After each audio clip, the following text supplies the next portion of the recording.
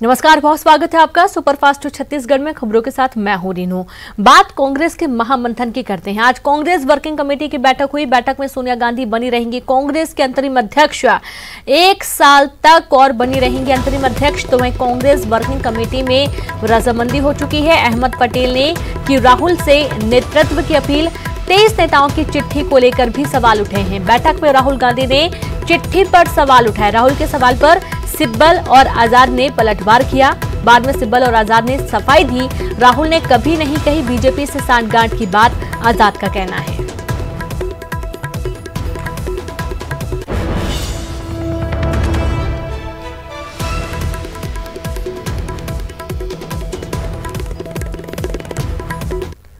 वही कांग्रेस में अध्यक्ष को लेकर चल रहा घमासान भले कुछ देर के लिए रुक गया हो, लेकिन छत्तीसगढ़ में सीएम सहित तमाम कांग्रेसियों ने गांधी परिवार में नेतृत्व के प्रति अपनी आस्था जताई है। वहीं बीजेपी ने कांग्रेस पर तंज कसा है।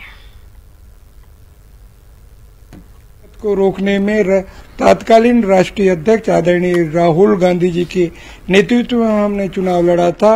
राजस्थान, मध्य प्रदेश और छत्तीसगढ़ में हम सरकार में वापसी करने में सफल हुए हैं। करोड़ों कार्यकर्ता, देश के कार्यकर्ता गांधी नेहरू परिवार पर आस्था पहले भी जता चुके हैं, अभी भी जता रहे हैं। और छत्तीसगढ़ के लाखों कार्यकर्ता आज भी गांधी नेहरू परिवार पर जता रहे हैं। इसलिए हमने मांग की है संगठन के माध्यम से। जीएसटी पर अगर किसी ने पहले बात कही तो राहुल गांधी जी ने बात कही। कोविड-19 को लेकर सबसे पहले आवाज अगर किसी ने उठाई, और वो सब बाद में निकल कर आ रहे हैं कि जो राहुल गांधी जी ने समय पर कहा था वो सच है। इसलिए राहुल गांधी जी एक विपक्षी भूमिका को भी निभाने में सबसे आगे हैं। चाहे महंगाई के मामले को लेकर की बात करो आप, चाहे बेरोजगारों को रोजगार की बात करें। आज हर पूरे प्रदेश के अंदर में घूमने की आवश्यकता है, वहां पर खड़े रहने की, नेतृत्व देने की आवश्यकता है, एक दिशा देने की आवश्यकता है। तो राहुल गांधी जी के सिवा कोई दूसरा नेता नहीं है जो इस काम को। आखिरकार नेहरू गांधी परिवार के बाहर वहां कोई व्यक्ति नहीं है, जो हैं वो सब पैरासाइट हैं, परजीवी। बिना नेहरू गांधी खानदान, फिरोज खान खानदान के बगैर वो राजनीति नहीं कर सकते। न किसी की इतनी कुवत बनाई गई है कि वो राष्ट्रीय स्तर पर करें। वो हर आदमी जो राहुल जी और प्रियंका जी के लिए खतरा होगा, उसके कद नाप दे जाएंगे। अब ऐसा है कि वो तो जनता जानती है कि गांधी परिवार के अतिरिक्त कोई अध्यक्ष हो सकता है, ये कल्पना कांग्रेस के जन नहीं करते हैं। और जिस दिन इस्तीफा देने की बात आई उसी दिन समझ में आएगा कि इनका चिट्ठी स्थायी रूप से तैयार रहता है कि कोई भी मांग करे। यदि कांग्रेस जन जिनमें थोड़ा स्वाभिमान है तो लिखा हुआ पत्र सीधा हेडक्वार्टर को अपनी स्वामी भक्ति दिखाने के लिए पहुंच जाता है। और ज्यादा जानकारी के साथ संवाददाता सुरेंद्र लाइव जुड़ गए हैं। सुरेंद्र, एक तरफ कांग्रेस में आंतरिक घमासान है, दूसरी तरफ देखा जा रहा है कि छत्तीसगढ़ कांग्रेस पूरी तरीके से गांधी परिवार के समर्थन में नजर आ रही है। सियासत की बदलती हुई तस्वीर विस्तार से।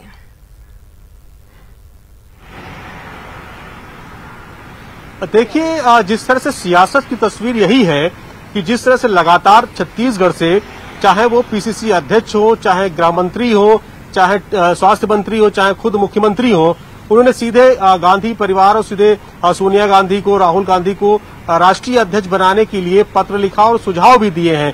तो ये माना जाए कि जिस तरह से क्योंकि छत्तीसगढ़ में कांग्रेस की सरकार है और यहाँ पर जिस तरह से बहुमत की बात किया, इतना ज्यादा बहुमत कांग्रेस को यहाँ मिला है, तो कांग्रेस ये मानती है कि छत्तीसगढ़ में सबसे मजबूत अगर किसी कांग्रेस की अगर सरकार है तो छत्तीसगढ़ में है।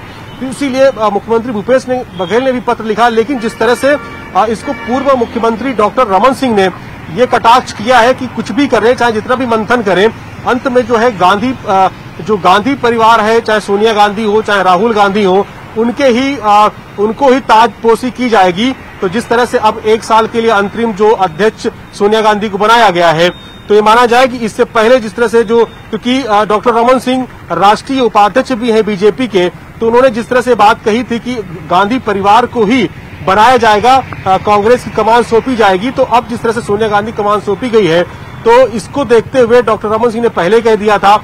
और जिस तरह से छत्तीसगढ़ में इसे लेकर कई बार मांग उठी, जिस तरह से खुद स्वास्थ्य मंत्री जो टीएस सिंहदेव हैं, उन्होंने तो सीधे तौर से कहा था कि सोनिया गांधी को ही आगे अध्यक्ष पद के लिए बागडोर सौंपनी चाहिए। क्योंकि गांधी परिवार के पास अगर बागडोर रहेगी कांग्रेस की तो कांग्रेस आगे मजबूत होगी और केंद्र में जो मजबूत आवाज उठाने के लिए कांग्रेस की गांधी परिवार के पास ही डोर रहनी चाहिए।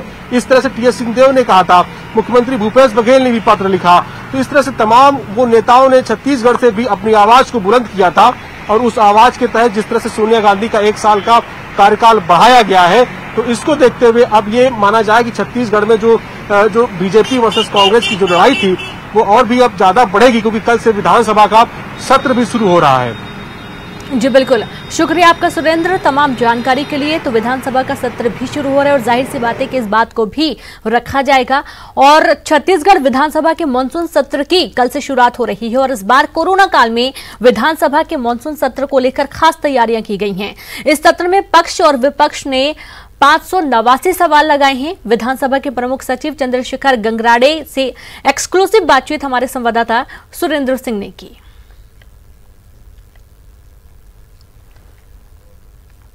शुरुआत हो रही है और 4 इस सत्र में बैठकें होंगी।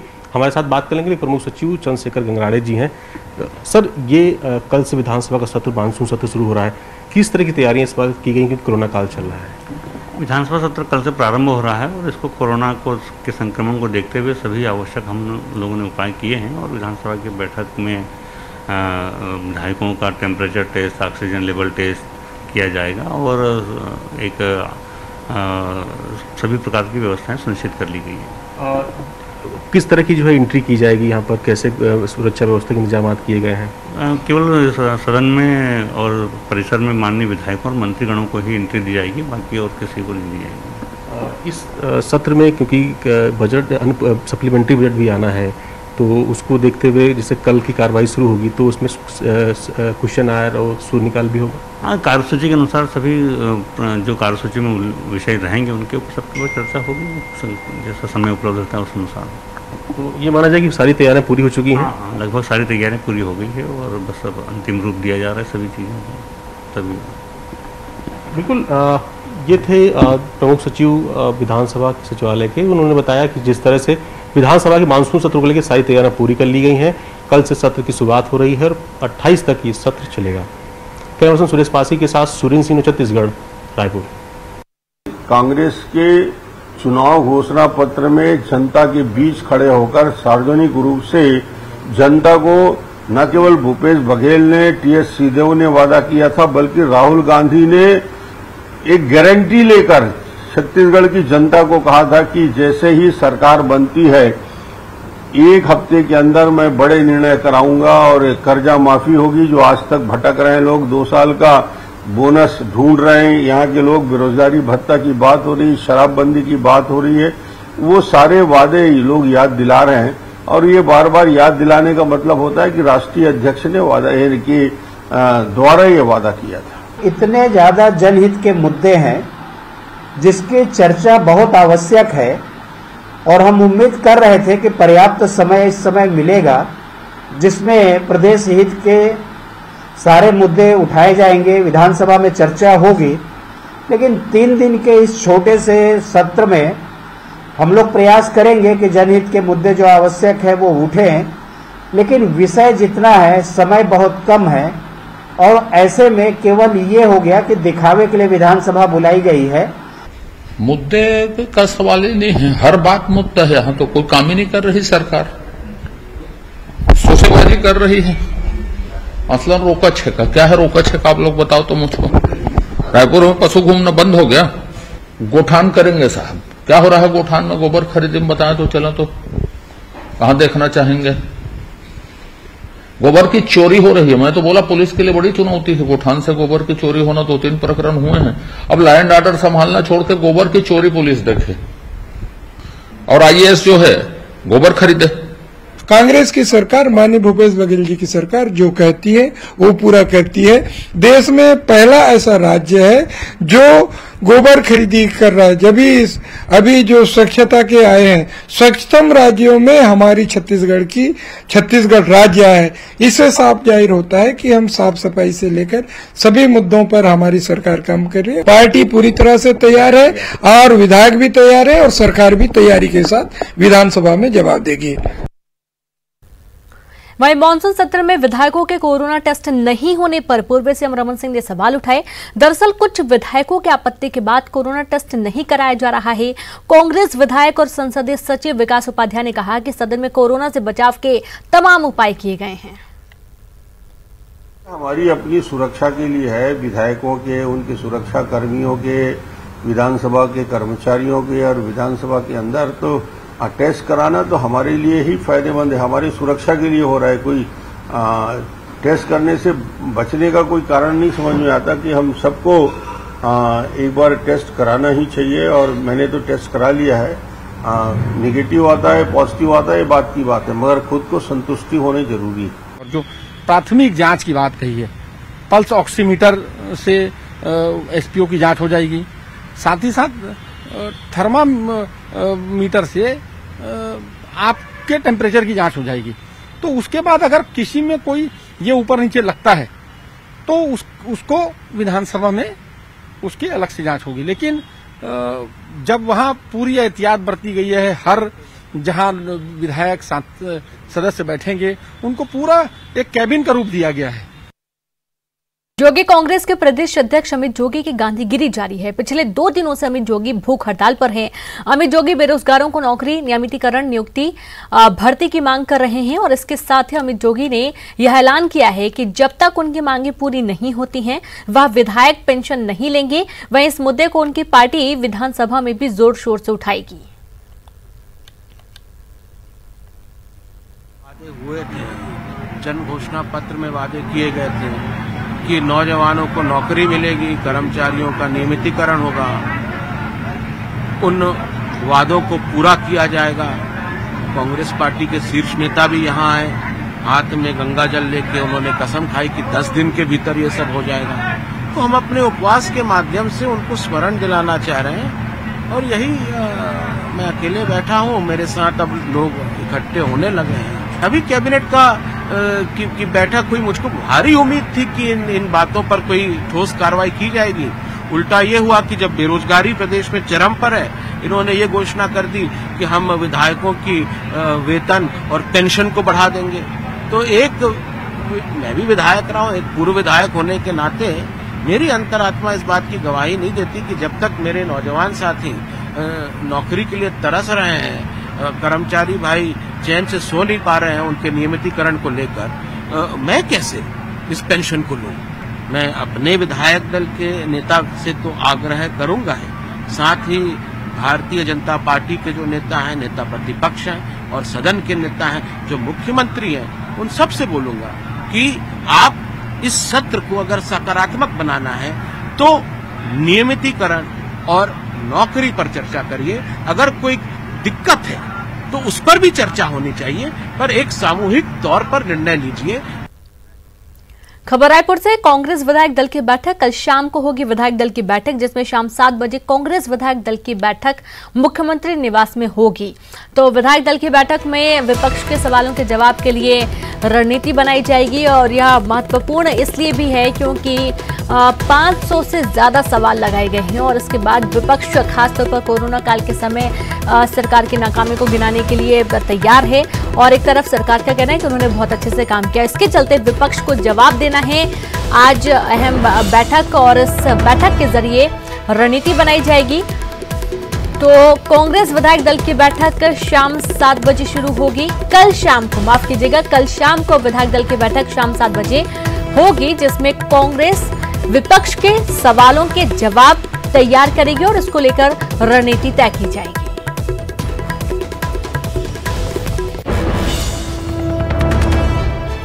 तो बड़ी खबर रायपुर से। कांग्रेस विधायक दल की बैठक, ये बैठक कल शाम 7 बजे शुरू होगी। विधायक दल की बैठक में कई सारे मुद्दों के साथ साथ खास तौर पर जो विधानसभा मानसून सत्र की शुरुआत हो रही है, इस दौरान विपक्ष के सवालों का जवाब देने के लिए ये बैठक मुख्य रूप से रखी गई है क्योंकि बहुत सारे मुद्दे हैं। खासतौर पर कोरोना से जुड़े कई सारे सवाल विपक्ष ने तैयार किए हुए हैं और इसको लेकर अब सरकार पूरी तरीके से कमर कसने की तैयारी में है और यही कारण है कि कांग्रेस विधायक दल की बैठक कल होने वाली है।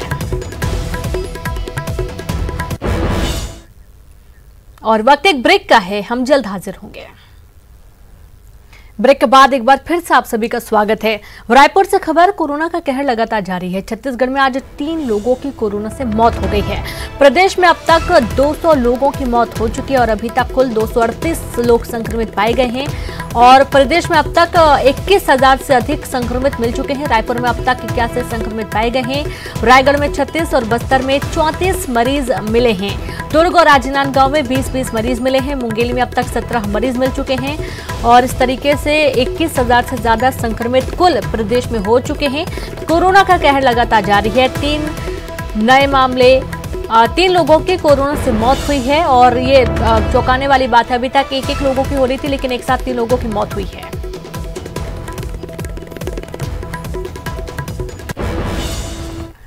छत्तीसगढ़ में कोरोना के बढ़ते मामले के बीच स्वास्थ्य मंत्री टीएस सिंहदेव ने कोरोना टेस्टिंग क्षमता को बढ़ाने पर जोर दिया है। 12,000 टेस्टिंग के लक्ष्य पर 8,000 टेस्टिंग ही पूरी हो पाई है। सिंहदेव ने कहा कि कोरोना पर नियंत्रण के लिए हमारे लैब कर्मियों को 3 शिफ्ट में कार्य करना होगा। 7,000 एंटीजन पद्धति से, 7,000 आरटीपीसीआर पद्धति से और 3 से 4,000 ट्रू नेट पद्धति से, ये हम लोगों ने टारगेट रखा है। कितना इसका हम कर पाते हैं ये देखना है। भर्तियों को लेके नए लैब्स में बात आ रही थी, लेकिन अब समय बीत रहा है। अब आपको 3 शिफ्ट में काम करना होगा, जिसमें ऑप्शन की समय अब निकल गया। एक टेस्टिंग की टेस्टिंग काफ़ी कम हो रही है। कल भी करीब 8,000 ही टेस्ट हो पाए, जबकि हमारा लक्ष्य 12,000 के आसपास था। एक तो करीब 3,000 टेस्ट प्रभावित हो गए हैं। ट्रू नेट कार्ट्रिज नहीं मिल रहे, उसका टेस्ट का सामान ही देश में नहीं मिल रहा है। एक ही कंपनी जो बनाती है, भारत सरकार ने उसके रेट भी तय कर रखे हैं और वही पूरे देश को सप्लाई कर रही है। खबर रायपुर से, डॉक्टर रसल आदिले के खिलाफ रेप का मामला दर्ज हुआ है। महिला थाने में डॉक्टर आदिले के खिलाफ दर्ज हुआ मामला। डॉक्टर ने पीड़िता से 2018 में बलात्कार किया था। महिला थाना प्रभारी मंजुलता राठौर का बयान, पीड़िता की लिखित शिकायत पर अपराध पंजीबद्ध किया गया। पीड़िता को अपने निवास पर ले जाकर रेप किया गया था।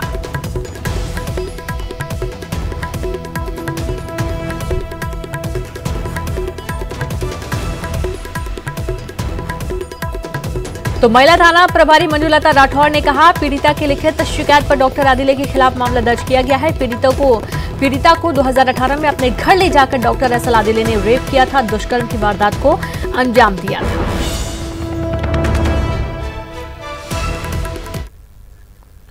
महासमुंद में तुमगांव पुलिस ने छापा मारकर देह व्यापार में लिप्त 8 महिलाओं और युवतियों को गिरफ्तार कर लिया। गिरफ्तार महिलाएं और युवतियां तुमगांव, भाटापारा, रायपुर और पश्चिम बंगाल से ही। पुलिस को लगातार जिस्म फरोशी की शिकायतें मिल रही थीं।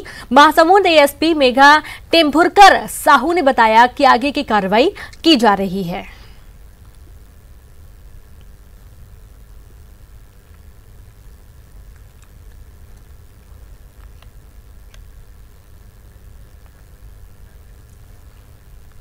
और इसी के साथ इस बुलेटिन में इतना ही। नमस्कार।